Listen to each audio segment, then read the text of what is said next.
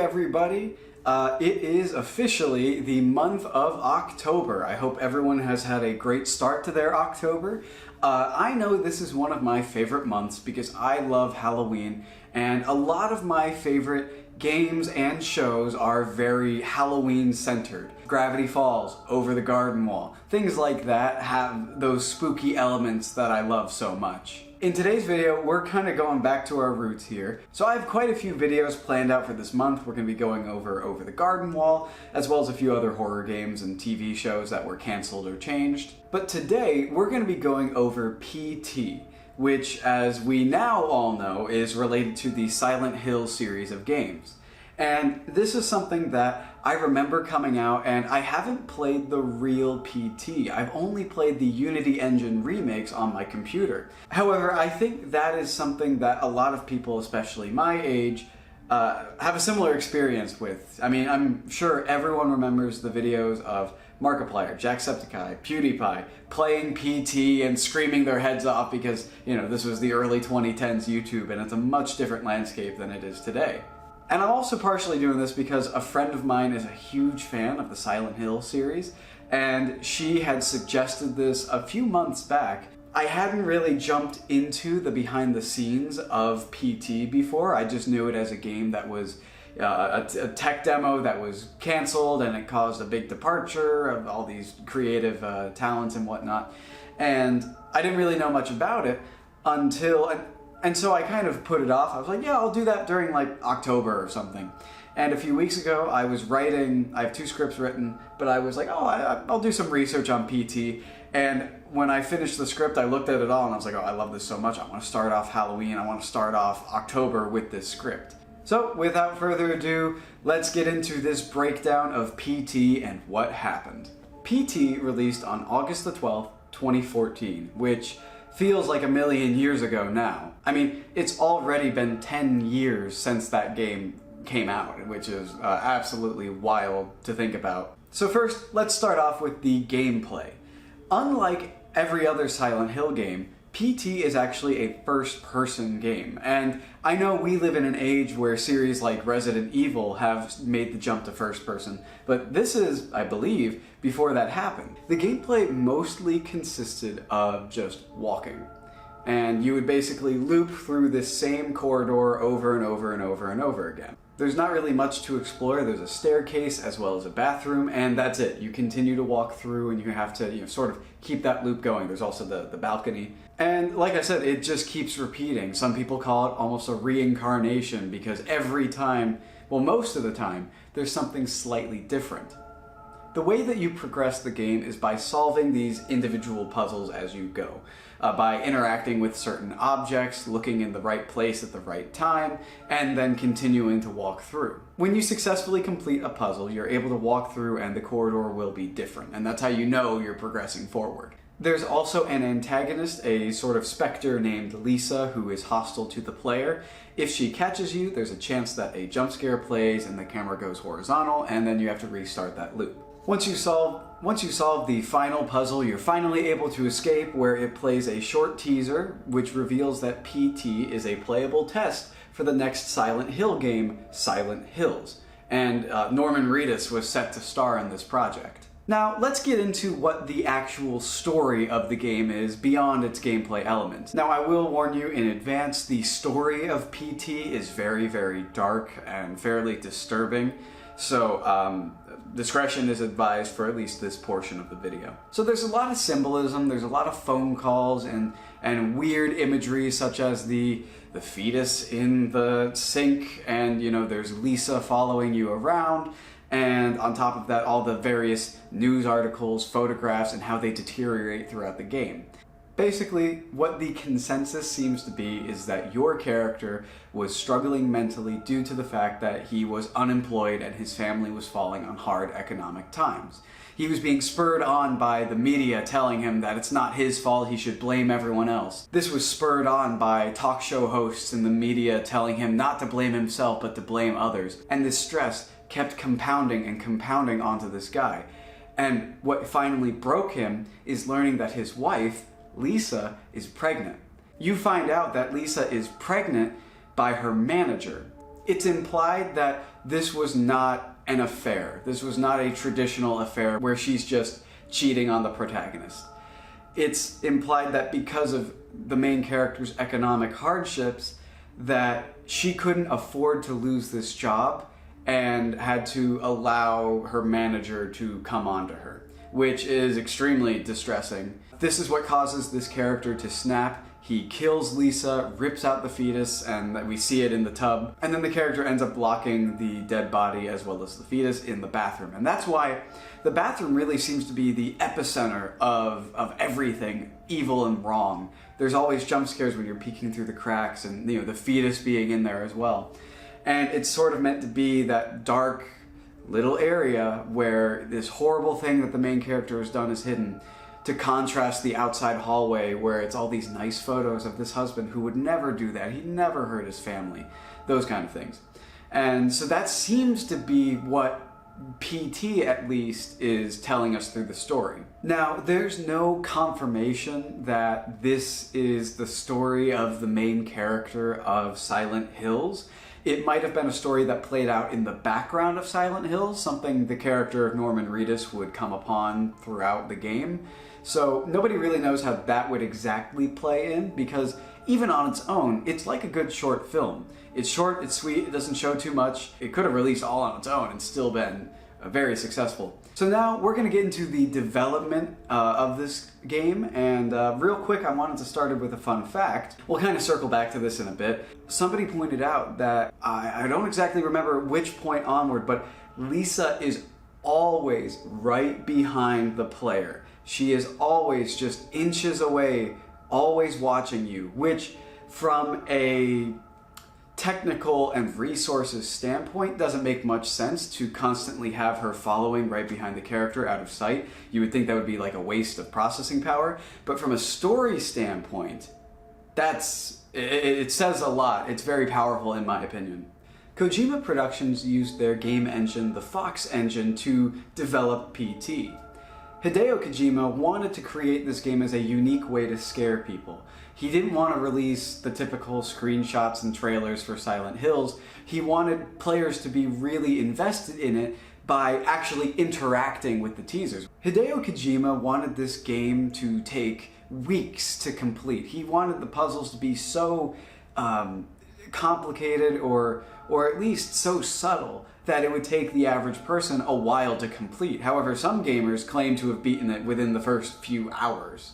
And obviously I described how the story is very subtly hidden in the background, and this is 100% intentional, as Hideo Kojima thought that the mystery would also drive the horror, not knowing why Lisa was after us. What does everything mean? All the pictures, the bathroom, the fetus, what does it all mean? He thought that would add an extra element to the horror, which I think he's absolutely correct. That's why I feel it's so scary, is that when you do figure out what's going on, it's one of those, oh my god, moments where you almost don't know how to react. The setting of a corridor and like a home was chosen because Hideo Kojima wanted this to scare people no matter their cultural background. He wanted somebody who didn't even speak the language of English or Japanese to be able to play this game and be scared and be familiar with this environment. And so I think, once again, he succeeded. This is going to be me kind of praising the game a bit because I feel like it is a very good teaser. Especially now, like I said, I've only played through the Unity remake of it, but I mean, can you blame me? Getting your hands on it nowadays on like an actual PS4 is impossible pretty much. Despite the actual story of the game involving a very brutal killing, Hideo Kojima wanted to stay away from graphic violence. He said he wanted to aim for a type of horror that was genuine, thoughtful, and permeating. And I think permeating is the perfect word to describe PT's horror. You have to sit in this environment as many times as you have to until you figure it out. You have to go through these same hallways over and over and over, and it sits with you, it permeates. You begin to wonder what's around every corner, even though you've seen it already. What's different? It forces you to look at those little details, and when you finally think you're safe because, oh, nothing's changed, it looks the exact same as normal, something happens, or you notice one thing that's off and it opens another door. So something that I actually forgot to mention, I know I talked about Lisa with being right behind the player. I forgot that I wrote in my script that there is actually a gameplay reason for her to be back there other than just like a creepy Easter egg, I guess. And this is so that as the player goes about, walking around with the flashlight, you can catch gleaming little glimpses of Lisa here and there, and having her directly behind the character, it allows the shadows and whatever their lighting engine is, I suppose, to sort of mess with the player that way. The other things that hackers and other players discovered is that the player character is Norman Reedus throughout the entire game. However, once again, that doesn't really confirm whether or not he is going to be the same person in the teaser as well as the game Silent Hills. And it honestly seems like general consensus is that they are not the same character, and it was sort of a placeholder asset, I suppose. There was also an unused model of Lisa's headless corpse being splayed out in the bathroom. However, this ended up going unused. And finally, apparently, and this is something I actually didn't know until writing this, most of the outside is an incomplete but surprisingly detailed map of Silent Hill, which is, I mean, that's just crazy. It almost makes me wonder if Hideo Kojima, I don't know if he's that type of guy, but if he wanted players to sort of break the game down and really look into it and see these sorts of things. I don't know, it would make sense to me, just because of how cryptic he can be sometimes. So, as we all know, Silent Hills would go on to be cancelled, and PlayStation announced that as of April 2015, PT would be removed from the PlayStation Network. However, it was stated to be re-downloadable if you downloaded it and then deleted it. However, later on this would prove to be false as it was fully removed from the store, and now, unless you have a hard copy, and when I say hard copy I mean like downloaded to your PlayStation, a hard copy of it, you cannot get access to it. The cancellation obviously drew a lot of fire, as well as the decision to completely remove PT from the PlayStation Network. Patrick Klepek from Kotaku said that it's fine that Konami doesn't want to make Silent Hills, and then he went on to say that the removal of PT was wrong because of how much of a staple of gaming culture it had become to that point. Nick Robinson of Polygon called it one of the most irresponsible and cowardly moves they could do.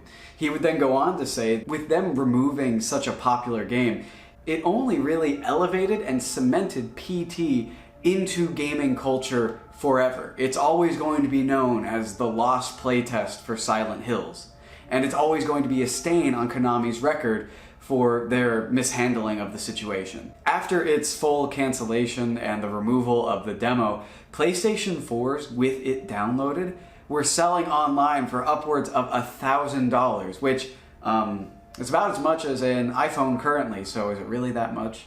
No, that's a bad joke. $1,000 just to get your hands on a console that has a free demo is insane to me. And I'm sure it's insane to everyone else, unless you are that much of a diehard Silent Hill fan. Apparently, eBay was taking down some of these auctions, which is strange to me, and it's gotten a lot of comparisons to what happened with phones that still had Flappy Bird downloaded when that was removed, which, whoa, that just took me back, because I haven't said the phrase, like, Flappy Bird or talked about Flappy Bird since, I don't know, for a very long time. It's not something I thought I'd be talking about in the future. Guillermo del Toro, the well-known movie director, I highly recommend, if you haven't heard of this guy, check him out, he's great. Which, I feel like that's like me being like, hey guys, check out Water, it's good for you. Like, this guy is really, really great.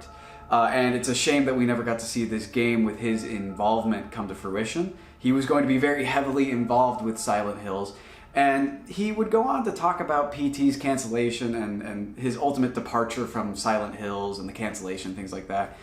He would talk about it fondly. He would say that it shows to him that people still have a deep passion for Silent Hill, so that maybe someday in the future something could happen. In October of 2014, a user on Xbox remade PT for this program called Project Spark.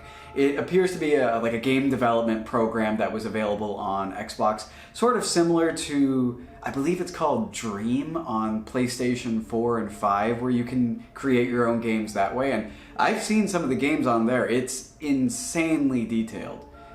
Well, it's amazing what people can do with such a, what I would call a rudimentary system, because you're trying to develop it on console. So the fact that they're able to do this is crazy to me. However, it's no longer available because Project Spark's online capabilities were taken down in, I believe, 2016. And I'm fairly certain that this is one of the first examples of a remake of PT. On July 4th, 2018, someone named Kimzar is a 17-year-old who had been working very passionately on a PT remake for PC, a free game. He ended up releasing it, however, Konami ended up having it taken down, but they did offer him an internship role, which, with Konami kind of being one of the, nowadays at least, because of PT, and also that one Metal Gear Survive game, because what the heck was that, man?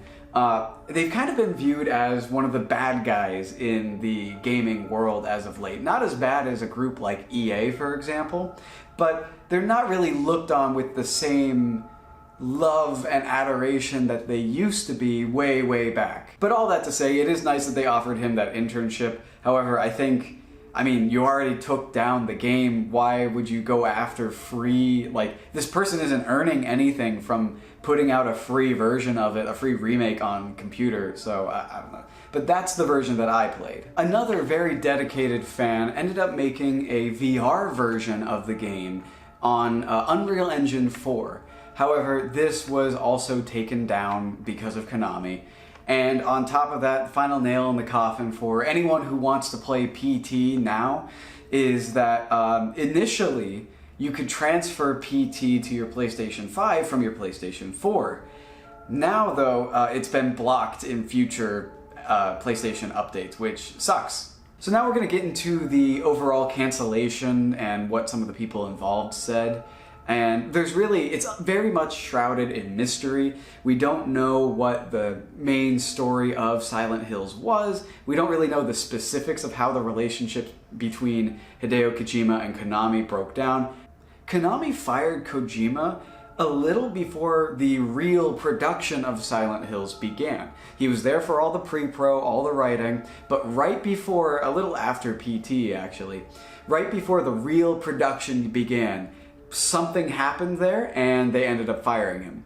Guillermo del Toro left because Kojima was no longer involved, and Norman Reedus also left for pretty much the same reason, a few days before Konami officially announced that Silent Hills was canceled. So to me it says that, you know, Kojima, the sort of influential mind in gaming that he is, had a very personal connection with everyone involved, and once he exited the project, it kind of left a sour taste in everyone's mouth. Nobody really wanted to work on it because, well, if the creator of it isn't here, if the main heart and soul behind it isn't here, what's the point? It's not really his anymore. I mean, that's why Guillermo del Toro wanted to work on this game. It's because Kojima was involved and he was a fan of his, I guess you could say. In an interview with The Hollywood Reporter, Norman Reedus talked about his feelings towards the cancellation. Reedus said, "Silent Hills had the backstory and people knew that game, knew what it was about and what it would look like. When that went away, I was bummed. But when Hideo described what we were doing next, I completely forgot about it. I was like, thank God that didn't work, because this is way better. This is a completely different thing." I've gotten to really know the mind of Hideo a bit. I like the fact that Silent Hills didn't happen, to be honest, because I've gotten such a peek into the way he works and the way he thinks. I'm completely blown away by this guy. If he ever did a movie or anything else, I would be there in a heartbeat. So that just reinforces what I said about him having a personal connection with his actors as well as the other creatives involved. And really, that's all we know about the cancellation, which is crazy to say. However, with a big studio like Konami, it wouldn't shock me. And with how fervently they went after any fan remakes, any other ways that you could play this game again, to me at least, it shows that they were probably at fault. They probably did something to drive away Hideo. and ultimately lead to the cancellation of Silent Hill. But all that to say, the cancellation and subsequent purging of PT is kind of crazy to look back on, especially nowadays. How Konami went after these fan games, and really the only companies you see doing that are the major corporate entities that most people really don't like. Disney, Nintendo to an extent, however they've gotten better about it. Those are the companies that you see going after these smaller, free fan games. And Konami went from being so beloved for all of its series to now it's not looked at with the same fervor that it used to be, and it's sad. And I do believe that PT is a direct reason why Konami has sort of fallen from grace. And also, like I said, Metal Gear Survive, because that game is ridiculous and stupid. Yeah, it's dumb. I'm saying it right here, right now. Now you know where I stand on Metal Gear Survive. And with that, that is PT. I hope you guys enjoyed this video to kick off the month of October. I'm very excited to continue because, once again, this is one of my favorite times of the year. I am very, very excited to continue going forward with more spooky, scary games like this. So thank you guys so much for watching. I hope you have a good evening or morning or night or, whatever.